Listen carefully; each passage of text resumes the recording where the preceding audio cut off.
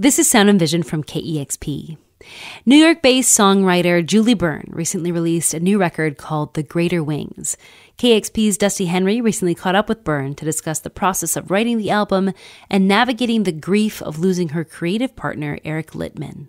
It's been about 6 years since Julie Byrne last put out an album.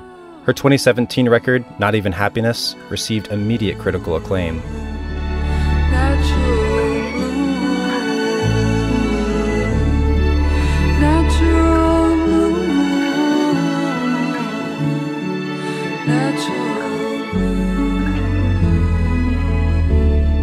After a couple of years touring behind the album, little was heard from Byrne. But those 6 years away represent a major sea change in her life. I feel that I lived a few different lives in that time, and it's kind of difficult to actually tell a cohesive story of what those years were, and perhaps the album does its best to do that. Beside you I drank from the pitcher of life. Whisper is not to wake the land. Timeless and white in the middle of the night. I wanna sing again. Earlier this summer, Byrne released a new album called The Greater Wings. The album represents some of her best work yet, finding her stretching herself musically in new directions with synthesizers and piano, alongside her much-beloved fingerstyle guitar playing. But it also embodies a period of immense grief in her personal life. Byrne reconvened with her creative partner, Eric Littman, who produced Not Even Happiness. Partway through recording, Littman passed away. Navigating grief, Byrne saw the record through with producer Alex Summers. Most of the album was written before Littman's death, but The Greater Wings stands as a testament to the depth of chosen family and relationships that hold us up in our hardest moments. I spoke with Byrne to learn more about the writing process of the record and the stories behind some of the songs. Drive with me. Never knew what I wanted. Only how to let it go. The curves of the mountains. So much of the album I heard was written while in transit, while on tour for your last album, Not Even Happiness, or between driving to different locations. You were recording in like LA, Chicago, and New York. What about traveling inspires you as a writer, and how important is your environment to your creative process? I think that it's just offered perspective and the opportunity to build relationships in different places. And it continues to open up life for me. I feel really grateful for that aspect of what it is to be a working musician, and especially returning to touring now, is that I think touring and arriving in a different place and having been doing it for the past 10 years, I think, I feel sometimes like a snake shedding its skin. I feel the ability to, I think, be less defined by what I've just come from. And in that sense, especially recently, it's just sort of allowed me a clearer view. I know you, I see your determination.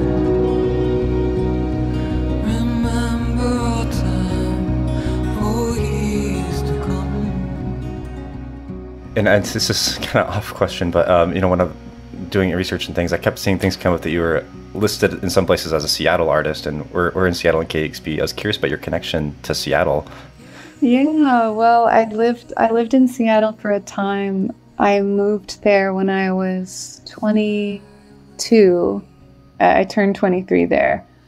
I had planned with my friend my first kind of DIY 5-week tour. It was my first time ever traveling through Southern California and then eventually the Pacific Northwest. And I played at a show house in the Fremont neighborhood I was running at the time. And I eventually a room ended up opening up in that place, and I ended up moving in for a time. And so I lived in Seattle, and Late 2013 into 2014, and I worked at Dick's Hamburgers. Yes. The Fremont Vintage Mall.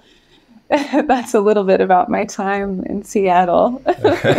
Those are very iconic Seattle places. So that's yeah, amazing. do you ever go to Dick's? Oh yeah, of course, definitely. It's right next to our station, so more than I should admit. It's close to home for you, then. Yes, it definitely does. I love that. Voices widen through the room. Distant galaxy moon. I'm not here for nothing. So yeah, so back to this new album. The album's called The Greater Wings, and you open with the title track, and it's such a beautiful song, and I love how you write about such close, intimate relationships with like the context of the wide cosmos, which is sort of a motif that seems to come up again throughout the album.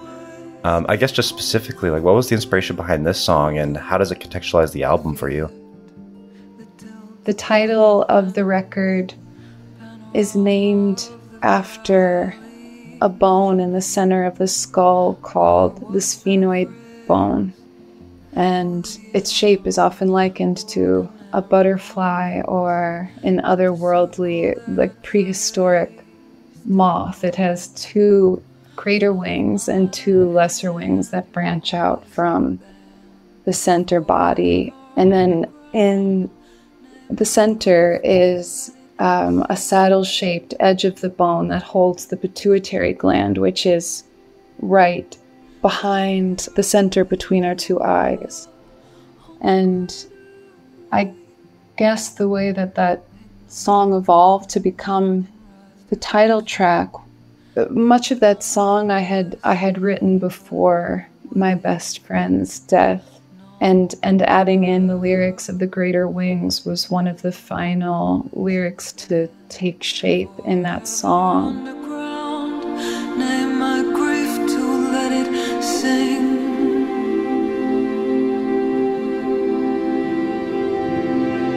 To carry you up on the greater wings.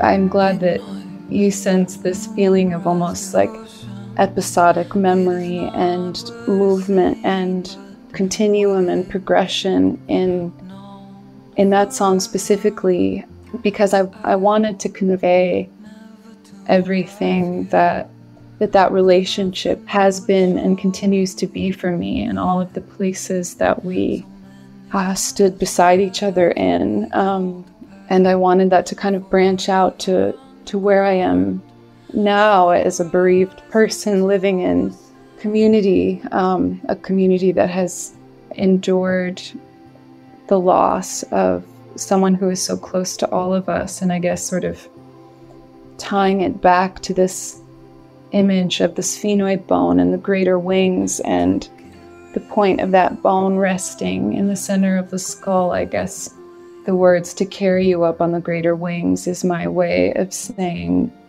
that my friend will always be with me. I carry that love with me always. It's part of me. That's sort of the point of contact that I was trying to make.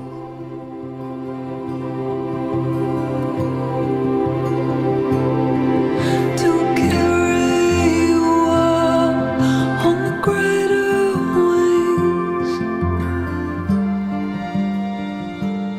wings. You've described this album as being a love letter to your chosen family, and you make a direct reference to that on the song Summer Glass, where you're describing the sort of scene of you getting a tattoo from a friend and you saying, "You're the family that I chose." You are the family that I chose. Could you speak to the idea of chosen family and the role they've played in your life? I think that's some of the deepest love and romance that I've known in my life. I've experienced it through friendships and close relationships, and I think experiencing grief and loss has only clarified my values. And it's also, my relationships with my chosen family are really what has seen me through grief. And I think in devoting this record to those relationships, I wanted to offer my best to the people that have seen me, at my worst and still loved me. I feel like I'm learning so much about love from that, and how I hope to show up for people. The shape of your hand left in the dust of summer glass. I wanna be whole enough to risk again.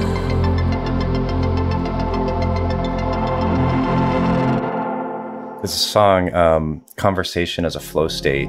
But conversation is a flow state where the energy opens up. And just that idea of conversation being a flow state, and again, you sort of connect it to, you mentioned Venus shining and this cosmic imagery. I go walk at night where Venus shines. I lick my wounds in my own time.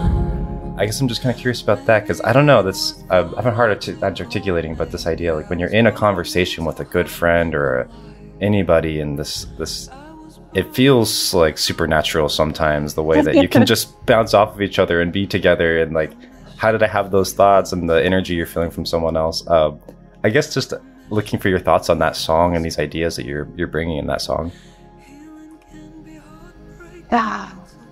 Yeah, and in that song, what I wanted to honor are those moments in relationship or conversation where it feels natural to just be uninhibited and to be not only accepted as you are, but to be seen as miraculous and intricate, and those kinds of experiences with people where that feeling of respect and also some level of unexpected joy or awe at like the depth of those moments. I guess I was going through a period of my life where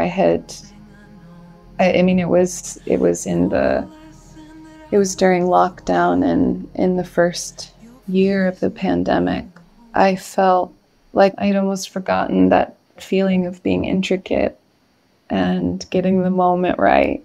And yeah, of course, as it goes, I had a night that really reminded me what that felt like. And even though that song, Conversation is a Flow State, it possesses rage and resistance, it also, I think, is meant to be life-affirming. And yeah, that's where the chorus comes from. That was Julie Byrne speaking with Dusty Henry about her new album called The Greater Wings. Here's more of her song, Conversation is a Flow State. And maybe that is all it was. But conversation is a flow state where the energy opens up. Must turn toward the light on the rail in the onrush of a past life, missing nights of feeling intricate. I miss getting the moment right. I go walk at night where Venus shines. I lick my wounds in my own time. Maybe it was flawed logic, or maybe I was burning too hot and alive. I was burning too hot and alive. Permission to feel it, it's alright. Permission to grieve, it is alright. Healing can be heartbreaking, it's alright. I am by your side. Must turn toward the light on the rail in the onrush of a past life, missing nights of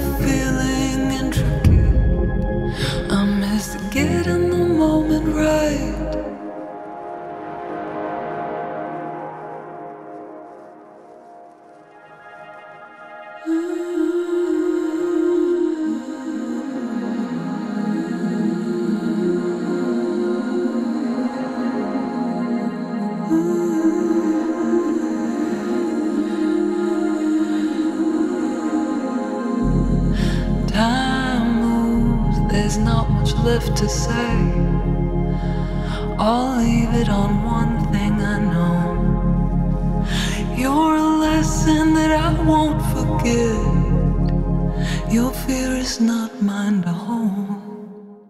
That was Sound and Vision. Before you go, please do me a favor and subscribe to this podcast, rate it, and review it. Those little things go a really long way in helping spread the word that this podcast exists and is worthy of other people's attention and time. Also, KEXP is a publicly funded station. The majority of our funding comes from listeners. You can financially help support this podcast with a one-time $20 donation at kexp.org/sound. Thanks for listening.